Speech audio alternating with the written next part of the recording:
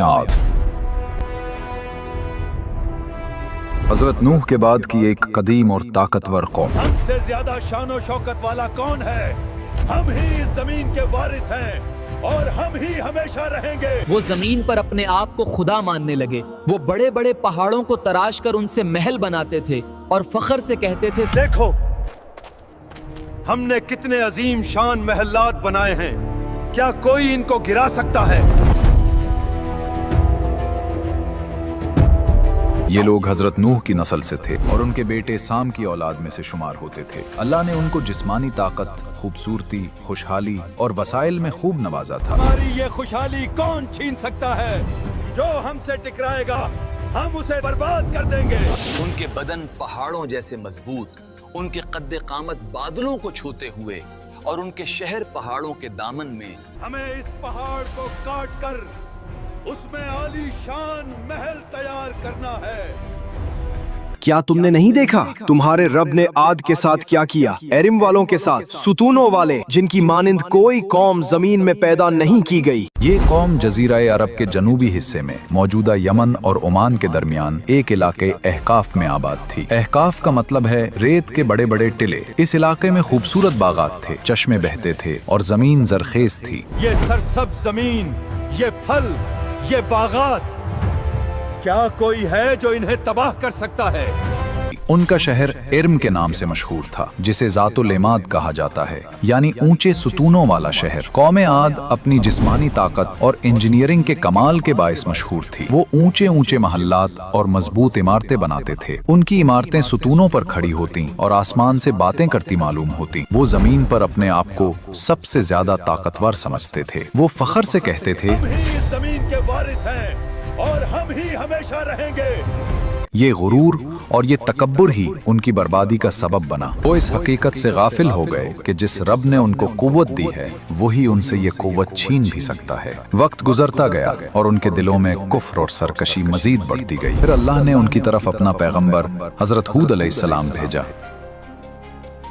और याद करो आद के भाई हूद को, जब उन्होंने अपनी कौम को अहकाफ में अजाब से डराया। हजरत हूद एक नेक, संजीदा और साबिर नबी थे, जिन्हें अल्लाह ने अपनी निशानियों और अपनी हिदायत के साथ भेजा था। वो अपनी कौम के सामने निहायत वकार और रहनुमाई के साथ खड़े हुए और उन्हें सीधे रास्ते की दावत दी। हमने भेजा आद की तरफ उनके भाई हूद को। उसने कहा, ऐ मेरी कौम, अल्लाह की इबादत करो, उसके सिवा तुम्हारा कोई माबूद नहीं। क्या तुम पर परहेजगारी नहीं आएगी? उन्होंने कहा, ऐ हूद, क्या तो हमें यही कहने आया है कि हम सिर्फ एक अल्लाह की इबादत करें और अपने बाप दादा के माजूद छोड़ दें? हम अपनी ताकत और मजबूत मोहल्लात पर ही फख्र करते रहेंगे।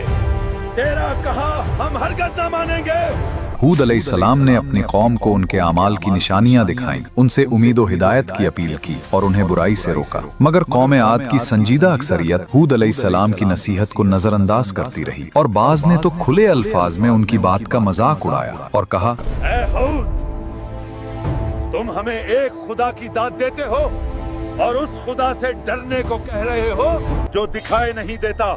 जाओ, हम किसी से नहीं डरते।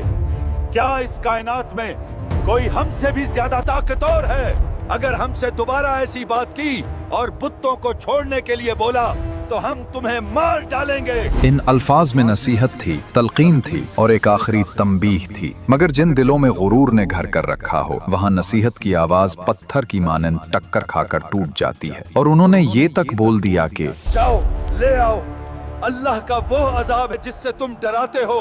हम किसी से नहीं डरते।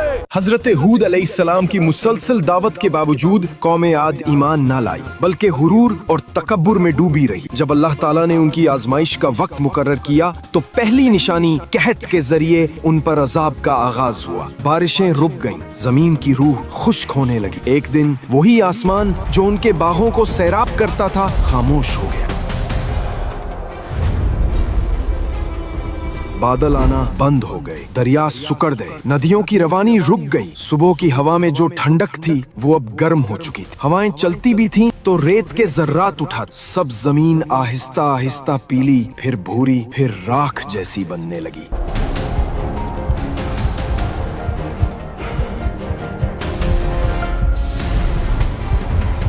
कुरान में इशारा है, आद ने जमीन में नाहक तकब्बुर किया और मुफस्सरीन लिखते हैं कि अल्लाह ने उन पर आसमान बंद कर दिया। 3 साल तक बारिश का एक कतरा न गिरा। रिवायात के मुताबिक अल्लाह ने उन पर 3 साल तक बारिश बंद कर दी। उनके खेत जल गए, दरख्तों के पत्ते झड़ने लगे, खिजूरें सूख कर रेत बन गईं और जमीन पर दरिया और नहरें नापैद हो गईं। औरतें बच्चों को लेकर आसमान की तरफ देखती, मगर वहां सिर्फ धूल और धुआं नजर आता। जानवर प्यास से मरने लगे और फसलों के बीज जमीन में जलकर खत्म हो गए।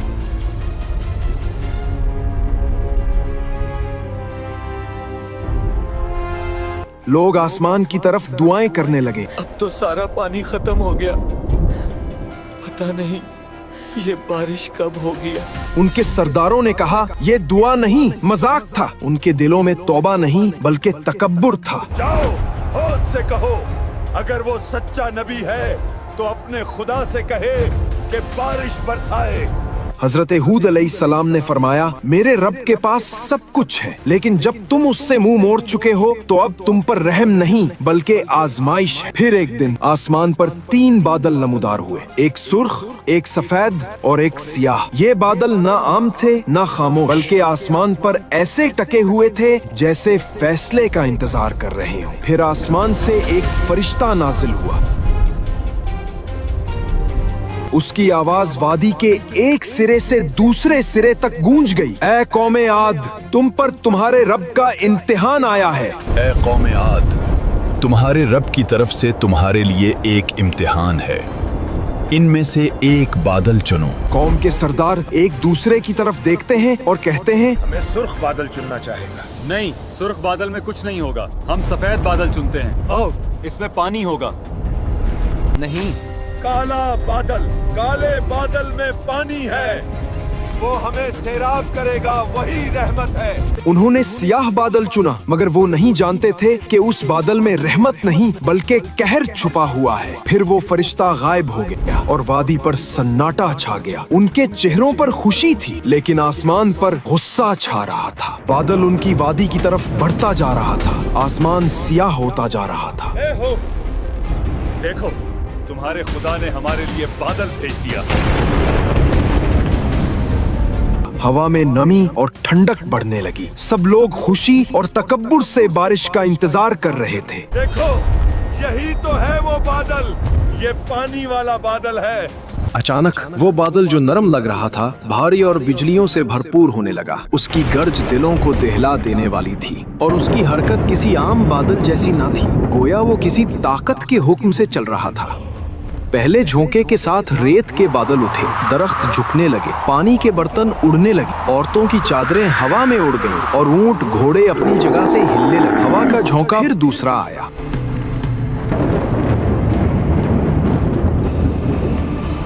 ये कोई आम तूफान न था, ऐसी हवा जिसके साथ पत्थर और रेत के जर्रात गोलियों की तरह चलते थे।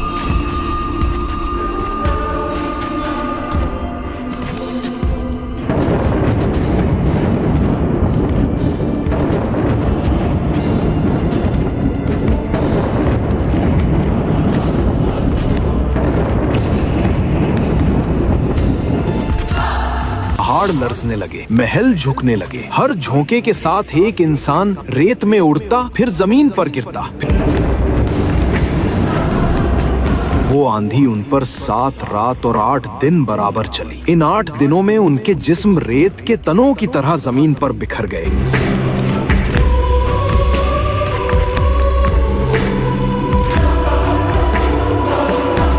के महल जो पत्थर से तराशे गए थे, अपनी बुनियादों से टूटकर जमीन में दब गए।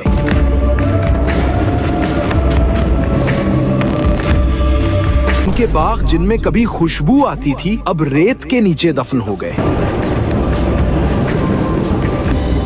और जब वो आंधी थमी तो पूरी वादी एक कब्रिस्तान बन चुकी थी। कोई आवाज, कोई साया, कोई जान बाकी न रही।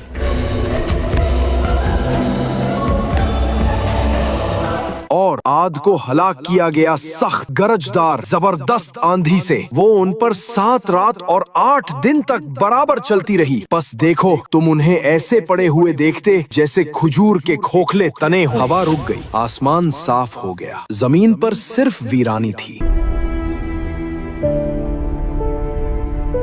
सूरज निकलता है मगर नीचे सिर्फ रेत का समंदर है। वो महलात जो कल तक गुरूर की अलामत थे अब सिर्फ खाक का ढेर हैं। और ये हैं आद जिन्होंने अपने रब की आयात झुकला दी और उसके रसूलों की नाफरमानी की और हर जाबिर अनीद के हुक्म की पैरवी की। फिर उस खामोश वादी में एक मकाम पर जिंदगी की हल्की सी जुम्बिश हुई। रेत के पीछे से चंद लोग आहिस्ता आहिस्ता नमूदार हुए।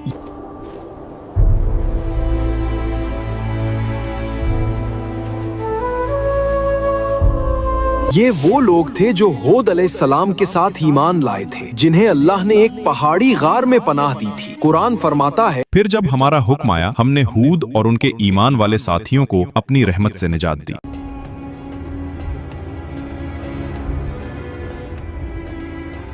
हूद अलैहिस्सलाम ने अपने कदमों के नीचे कौमे आद की बाकियात देखी। वही लोग जो कल तक कहते थे हमसे ज्यादा शान और शौकत वाला कौन है, आज रेत में मदफून मट्टी के तने बन चुके थे। और ये हैं आद जिन्होंने अपने रब की आयात झुकला दी और उसके रसूलों की नाफरमानी की और हर जाबिर अनीद के हुक्म की पैरवी की।